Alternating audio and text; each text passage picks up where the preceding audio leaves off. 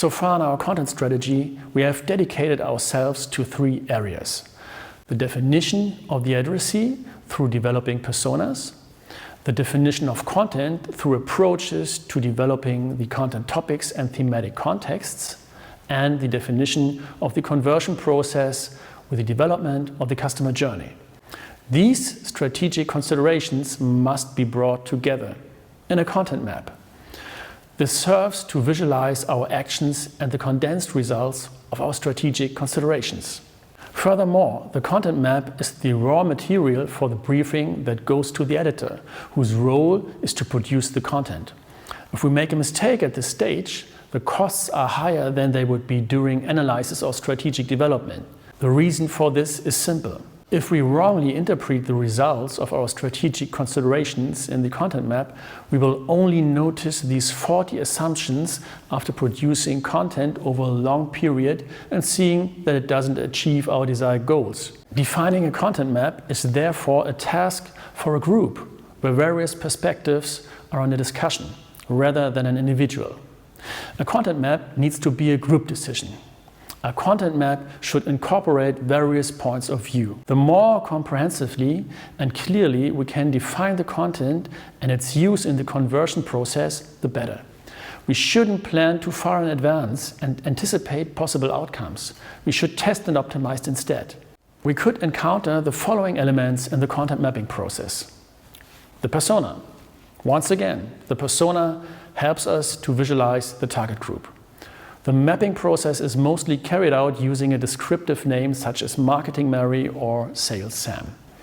A more elaborate definition of the persona can be found in the strategic plan. Personas should be conveyed to the editor as realistically as possible so that he can bring them to life. The stages of the conversion funnel.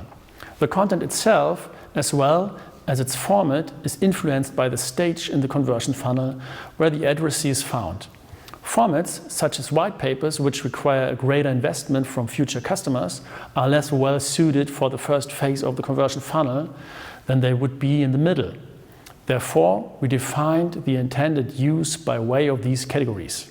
The campaign. The campaign functions as a topic and analysis framework. With the campaign, we set out to address a topic in detail over a set period of time with the use of several content elements with different forms of delivery. We encounter campaigns very often in everyday life. For example, related to the yearly Academy Awards ceremony, Black Friday, the Christmas holidays, or the summer sales. Campaigns pick up on opportunities for communication and use them for their own purposes. These occasions can be seasonal, as mentioned in the above examples, but they can also appear on a rolling basis. For instance, a user onboarding campaign with the purchase of software, or they can take place only once, for instance, invitations to an office warming party. A campaign goes beyond just the function of structuring the content. It makes evaluating the achievement of goals more concrete. Once we have published our last message, we can compare costs of working hours, materials purchased, third-party services and advertising to the number of newly acquired customers through the campaign. Extended contracts, tickets sold, revenue. Touchpoints or distribution channels. Content starts its life as a text document. The marketer decides in which form or on which communication platform the content will later reach the public. Every communication channel presents the editor with different requirements since he needs to accommodate the consumption habits of the recipient. These, in turn, influence the format, the form of address, and the textual and visual approaches. The trigger. The trigger amounts to the occasion we refer to when we enter into dialogue with the user. This occasion provides us with a reason why we're calling on the user. In email marketing, the occasion is often related to an action of the user. When the user is active on our website, this function can be taken over by a chatbot. In practice, we often find references like this in phrases like, "I see you are interested in our product packages." When there's no apparent occasion, our offers of dialogue can be seen as unwanted and even simply as spam. The topic. The topic describes the content the editor should develop in a few words. The title.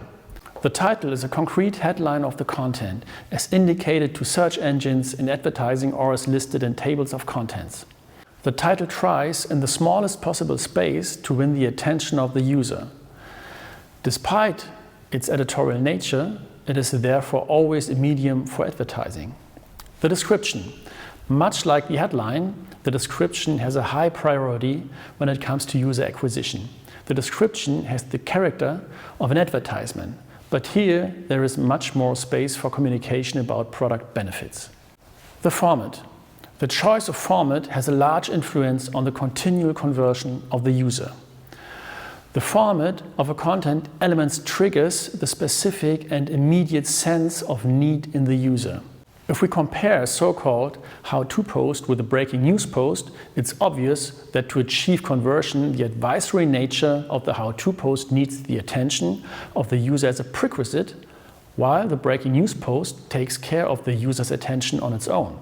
The number of available formats expands according to types like text, image, video, audio, graphics, and their derivatives, as well as their uses, for instance, editorial, marketing, sales, or customer support. The user challenge. During the long production process, editors must always keep in mind the challenges of the user. Furthermore, they must develop contexts in which the user will recognize himself. It makes sense, therefore, for the editorial calendar to reflect the user challenge. The user benefit. The same goes for the user benefit. The user should benefit from receiving the message in the content. This benefit must be formulated and contextualized by the editor. The conversion goal. When the predetermined conversion goal is not achieved, then the investment in strategy and production for a content element has been in vain. In most cases, conversion takes place at the end of a post, exactly because of relevant arguments we had to formulate in advance. To some extent, the user starting jumping over the conversion threshold. This requires the right timing. The call to action. The conversion goal is represented by the call to action and is composed of an invitation to click, a download or transfer of data.